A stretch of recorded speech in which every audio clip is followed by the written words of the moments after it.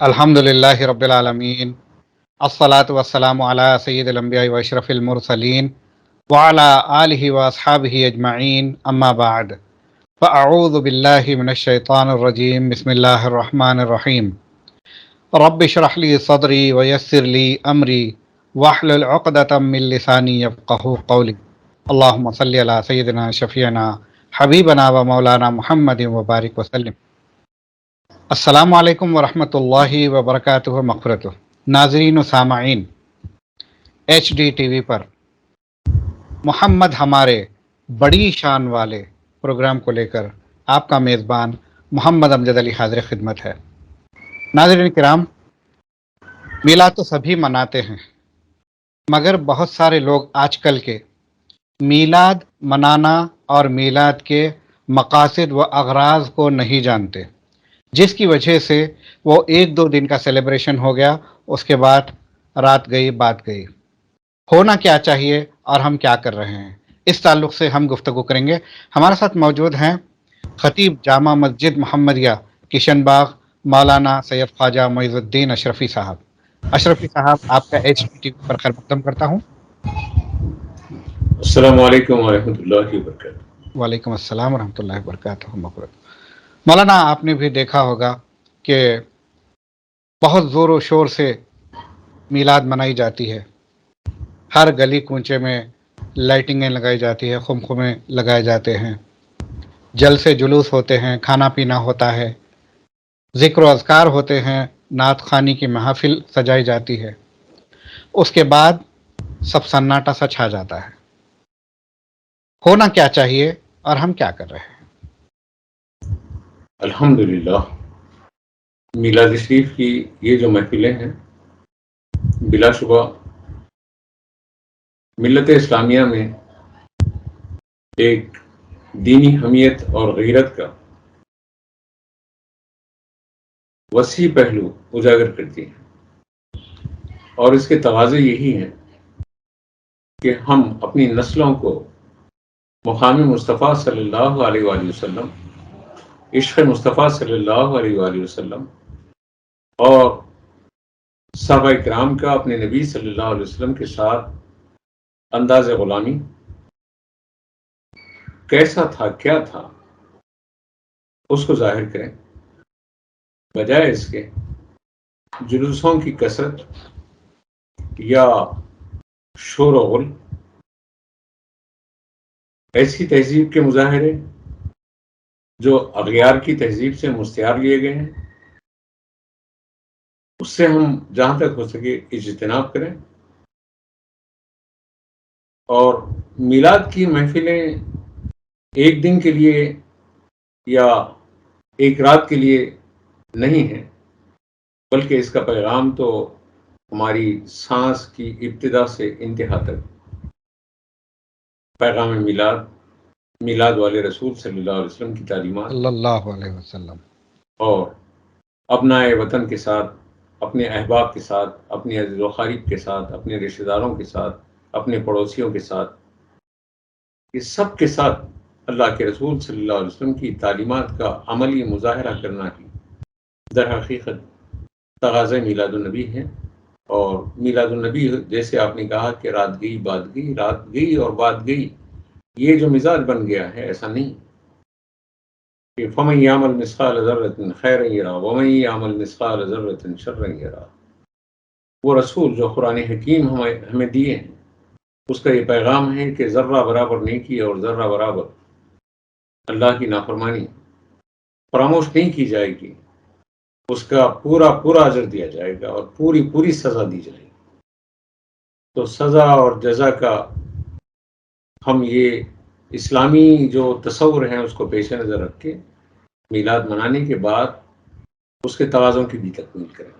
ماشاءاللہ، بہت پیاری بات آپ نے کہی ہے۔ وَمَن يَعْمَلْ مِثْقَالَ ذَرَّةٍ خَيْرًا يَرَهُ وَمَن يَعْمَلْ مِثْقَالَ ذَرَّةٍ شَرًّا يَرَهُ۔ ذرہ برابر بھی، یعنی کہ تھوڑی سی بھی اگر کوئی نیکی کرے گا تو اس کو اجر و ثواب ہے، اور اگر ذری سی بھی بدی یعنی کہ گناہ اگر کریں گے تو اس کا عذاب ہے۔ اب یہ گناہ ہونے کے بعد آپ اللہ سے رجوع ہوتے ہیں، توبہ کرتے ہیں، تو یہ شکل الگ ہے کہ اللہ تعالیٰ بہت معاف فرمانے والا ہے، مگر جان بوجھ کر گناہ میں نہ پڑیں۔ اب میں یہ جاننا چاہوں گا کہ حضور صلی اللہ علیہ وسلم کی اس دنیا میں تشریف آوری کا میسج کیا تھا، مقصد کیا تھا؟ سید عالم صلی اللہ علیہ وسلم کی تشریف آوری کا مقصد یہ ہے کہ بندہ اور خدا کا جو رشتہ ہے، بندگی کا، خدا سے بندگی کا جو رشتہ بندوں کا ہے، وہ مضبوط رہے، اور اس کے مضبوط رکھنے کے لیے عبادت کا مفہوم اسلام میں صرف چند مراسم کا انجام دے دینا نہیں ہے، بلکہ زندگی کی اور بندگی کی ہر راہ پر بندہ مومن بندہ خدا ہے، اور وہ اپنے خدا کے سامنے جواب دہ ہے۔ اللہ کے رسول کی تعلیمات کا یہی محور و مرکز رہا ہے۔ ہم اس سے آزاد نہیں ہو سکتے کہ اللہ کے نبی صلی اللہ علیہ وسلم نے ہمیں بندگی کے اظہار کے لیے جو راستے بتائے ہیں، ان راستوں پر چلیں، جن راستوں سے بچنے کی ہمیں تلقین کی ہے، ان راستوں سے بچیں۔ یہی مولانا، مقصد۔ بندگی کا اظہار کا سب سے بہترین طریقہ کون سا ہے؟ سب سے بہترین طریقہ پہلے تو اللہ کی وحدانیت، رسول کی رسالت کے بعد مخلوق خدا کی خدمت ہے، اور یہی اسلام کا خلاصہ ہے۔ مخلوق خدا میں انسان بھی ہیں، حیوان بھی ہیں، ساری مخلوقات ہیں، ان کی خدمت ہی اسلامی تعلیمات کا خلاصہ ہے۔ جی، تو اب حضور صلی اللہ علیہ وسلم سے محبت کا اظہار سب سے بہتر طریقہ کیا ہو سکتا ہے؟ آقا صلی اللہ علیہ وسلم سے محبت کے لاتعداد پہلو ہیں، کوئی ایک پہلو نہیں ہے کہ اس کو سمیٹ کے بتا دیا جائے، لیکن آپ کی محبت کا سب سے اہم ترین تقاضا یہ ہے کہ ہم اللہ کے رسول صلی اللہ علیہ وسلم کے لائے ہوئے دین کی وہ باتیں جو رسول نے ہمیں دی ہیں اس کو اپنا لیں، اور جس سے منع کیا ہے اس کو چھوڑ دیں۔ یہ تقاضۂ محبت ہے۔ جس طرح سے ہم میلاد مناتے ہیں، لوگ یہ کہتے ہیں پہلے تو اسلام میں میلاد منانا نہیں ہے، پھر یہ کہتے ہیں کہ مناتے ہو تو حضور صلی اللہ علیہ وسلم جس طرح اپنی میلاد مناتے تھے پیر کے روز روزہ رہ کر، آپ وہ کریے، دوسری چیزیں کیوں کرتے ہیں؟ اس بارے میں آپ کیا کہیں گے؟ دیکھیے، منکرین میلاد بہت ساری باتیں اور بہت سارے بہانے بناتے ہیں تاکہ میلاد کی راہ میں رکاوٹ پیدا کر دیں، اور کبھی تو وہ اوباش لڑکوں کے راستوں پر ہنگاموں کو، یا ان کے شور کو، یا ان کی خرمستیوں کو بنیاد بنا کر یہ کہا جاتا ہے کہ میلاد میں یہی ہوتا ہے، جبکہ یہی نہیں ہوتا ہے۔ یہ بھی ہوتا ہے، ہم اس سے انکار نہیں کر رہے ہیں، اور مسلسل ہمارے علماء برسوں سے سمجھا رہے ہیں۔ کسی عالم نے یہ نہیں کہا کہ جاؤ جا کر روڈ پر تم ڈسکو کرو میلاد کے دن، جاؤ تم جا کے روڈ پر باجے گاجے بجاؤ، یا ہنگامے کرو، ڈانس کرو، یا شور مچاؤ۔ کوئی ایک عالم کسی مسجد کے محراب و منبر سے ایسی بات کیا ہے تو بتا دیں۔ سب بتاتے ہیں کہ اللہ کے رسول صلی اللہ علیہ وسلم کی یہ تعلیمات ہیں، اور اس میں سب سے بڑا فائدہ یہ ہے کہ یہ میلاد منانا، رسول کریم صلی اللہ علیہ وسلم کی ولادت کا جشن منانا اظہار توحید بھی ہے۔ آپ کہیں گے کہ کیسے اظہار توحید ہے؟ تو ہم اپنے رسول کو بندہ مانتے ہیں اللہ کا۔ دیگر قوموں نے اپنے انبیاء کے کمالات و معجزات کو دیکھ کر ان کو خدا کا بیٹا کہنا شروع کیا، جی، جیسے حضرت مسیح علیہ نبی علیہ السلام کو عیسائی خدا کا بیٹا کہنے لگے، ان کے معجزات کو دیکھ کر، ان کا نابیناؤں کو بینائی دینا دیکھ کر، ان لوگوں نے مردوں کو زندہ کرنا دیکھ کر، انہوں نے بیماروں کو شفا دینا دیکھ کر خدا کا بیٹا کہہ دیا۔ ایسے یہودیوں نے حضرت عزیر علیہ نبی علیہ السلام کو خدا کا بیٹا کہہ دیا ان کے معجزات کو دیکھ کر۔ تو معجزات میں سیدنا محمد رسول اللہ صلی اللہ علیہ وسلم کے صلی اللہ علیہ تعداد معجزات، جی اور ان معجزات کو دیکھ کر کہیں کوئی خدا نخواستہ اللہ کے رسول کو خدا یا خدا کا بیٹا جیسا گمراہ قوموں نے سمجھا، ویسا نہ سمجھ لیں، اس لیے کہ ہم میلاد مناتے ہیں، جو پیدا ہوتا ہے وہ خدا نہیں ہوتا ہے، بے شک. جو پیدا ہوتا ہے وہ ہم جس کو خدا مانتے ہیں وہ لم یلد ولم یولد ہے، اور میرا رسول محمد بن عبداللہ ہے، روح فدا صلی اللہ علیہ وآلہ وسلم. تو ایک تو شرک کی جڑ کٹتی ہے میلاد منانے سے. میلاد منانے سے وہ جو سابق کے گمراہ لوگوں نے نبیوں کے کمالات و معجزات کو دیکھ کر شرک کرنا شروع کر دیا اور خدا کی ذات و صفات میں یا تو خدا کا بیٹا کہنا شروع کر دیا، یا کسی نے اپنے انبیاء علیہ السلام کو معاذ اللہ نعوذ باللہ من ذالک کہ ما فوق الفطرت ایک ایسی ذات کہ جو خدا میں شامل ہیں، وہ بھی شامل ہیں، مریم بھی شامل ہیں اور خدا بھی شامل ہے، تثلیث کا عقیدہ رکھ کر یہ تینوں کو خدا سمجھ لیے. ایسی باتوں کا میلاد منانے سے شرک کا جو ذہن ہے وہ کٹتا ہے. سبحان اللہ. جس قوم پہ شرک کا الزام لگایا جاتا ہے، آپ نے بہترین انداز میں بتایا کہ حضور صلی اللہ علیہ وسلم کا میلاد منانا شرک کی جڑ کو کاٹتا ہے.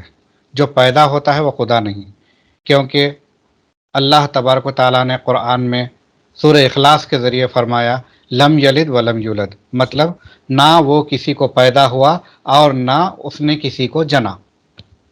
اب جب حضور صلی اللہ علیہ وسلم پیدا ہوتے ہیں اور پھر وہ اپنی اولاد بھی پیدا کرتے ہیں، ان کی خوشی منانا کیسے جو ہے شرک ہو سکتا ہے؟ یہ تو عین توحید کے مطابق ہے. اب یہ جاننا چاہوں گا کہ جیسے اکثر لوگ کہتے ہیں کہ ٹھیک ہے حضور صلی اللہ علیہ وسلم جیسا مناتے تھے آپ ویسا منائیے، حضور صلی اللہ علیہ وسلم روزہ رکھا کرتے تھے پیر کے روز، آپ بھی روزہ رکھیے، دوسری چیزیں کیوں کرتے ہیں؟ ایک طبقہ تو یہ سوال کرتا ہے کہ آقا صلی اللہ علیہ وسلم پیر کے دن روزہ رکھتے تھے اور تم روزہ رکھو، اور دوسرا طبقہ کہتا ہے کہ یہ عید ہی نہیں ہے تو عید کے دن روزے کا کیا تصور. اور ایک طبقہ یہ کہتا ہے کہ یہ تیسری عید کہاں سے آ گئی. وہ سارے الجھنے، وسوسے اور ٹکراؤ کا جو ماحول پیدا کر رہے ہیں، ہم ان کو بول رہے ہیں کہ دیکھیے یہ عرفی عید ہیں. تیسری عید کہاں سے آ گئی؟ یا عید کے دن جو ہیں یہ اس طریقے کا عمل، تو ہم بتا رہے ہیں کہ یہ خوشی ہے اور یہ عرفی طور پر عید ہے. عید کے عربی میں لغوی معنی ہی خوشی کے. سعودی عرب میں عید وطنی منائی جاتی ہے، سعودی عرب کی آزادی کا دن یوم عید وطنی وہ لوگ مناتے ہیں. اور یہاں ہمارے پاس عید کا جو تصور ہے کہ عید الاضحیٰ اور عید الفطر کے سلسلے میں اس کے ساتھ ساتھ جمعہ بھی عید ہے، عید المومنین ہے. ایسے ہی یہ عرفی عید ہے. جیسے مثال کے طور پر نماز ہے، نماز کا تصور ہی نہیں کیا جا سکتا ہے کہ تا وقتے کے سجدہ نہ ہو، تا وقتے کے رکوع نہ ہو، تا وقتے کے قیام و قعدہ نہ ہو. نماز کا تصور نہیں کیا جا سکتا. لیکن ایک نماز ہم ایسی پڑھتے ہیں جس میں نہ سجدہ ہے، نہ رکوع ہے، نہ قعدہ ہے، بس قیام ہے، لیکن اس کو بھی ہم نماز کہتے ہیں، اور وہ نماز جنازہ ہے.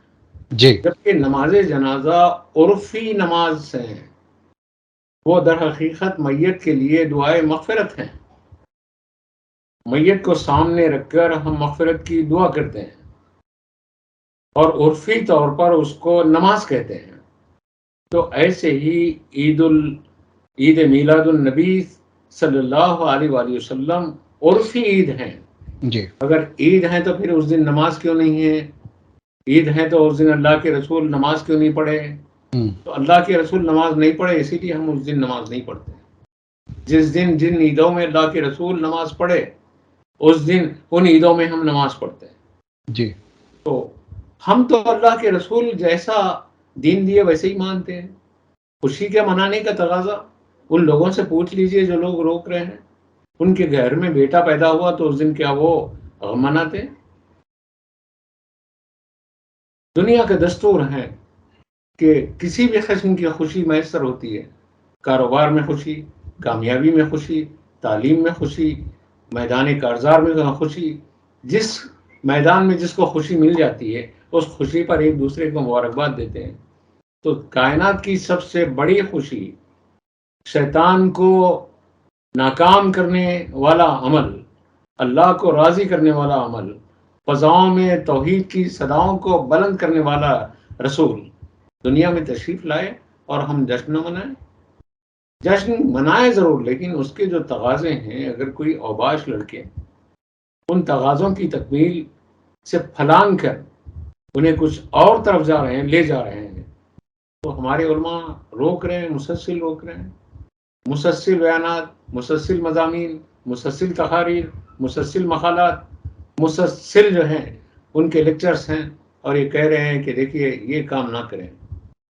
حتیٰ کہ آپ کو میں بتاؤں، آج کی بات نہیں، حضرت شاہ ولی اللہ محدث دہلوی رحمۃ اللہ علیہ انفاس العارفین میں شاہ عبد الرحیم محدث دہلوی کے مکاشفات میں لکھتے ہیں کہ تمباکو جیسی چیز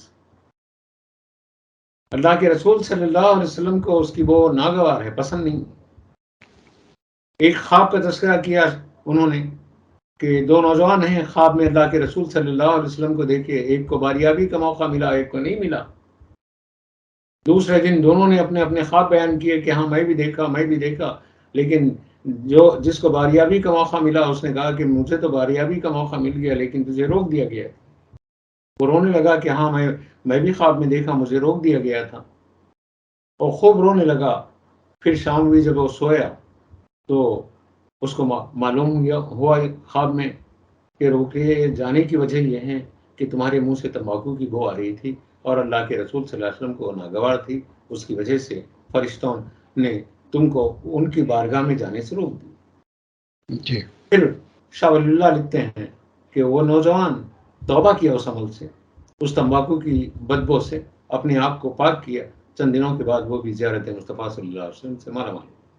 ماشاء اللہ۔ ایک تمباکو کی بدبو حجاب بن جاتی ہے، دیوار بن جاتی ہے، تو ہمارے بدعمالی ہے، یہ کتنے حجاب ہیں اللہ کے رسول صلی اللہ علیہ وسلم کے درمیان میں۔ ہمارے علماء تو روک رہے ہیں کہ دیکھو یہ ایسے کام مت کرو، دیکھو میلاد کے نام پر ہی نہیں، عام وقتوں میں بھی تم ان کاموں کی اجازت شریعت نہیں دیتی ہے، ایسے کام مت کرو، یہ حجابات ہیں۔ تقاضے میلاد النبی صلی اللہ علیہ وسلم، تعلیمات نبوی پر عمل کرنے کا دوسرا نام میلاد النبی کا در حقیقت ان تعلیمات کی تجدید کا، ان تعلیمات کا پھر سے جو ہے اعادہ کا، ان تعلیمات کے آموختہ کا ایک پہلو واضح کرتا ہے۔ سبحان اللہ۔ مولانا آپ نے ذکر کیا تمباکو کا، تمباکو نوشی کے بعد زیارت کے لیے جا رہے تھے تو منع کر دیا گیا۔ آج کل جو ہے تمباکو نوشی، گٹکا اور جو ہے گانجے کا استعمال بہت بڑھتا جا رہا ہے، نوجوانوں کو آپ کیا پیغام دینا چاہیں گے حضور صلی اللہ علیہ وسلم کا واسطہ دے کر؟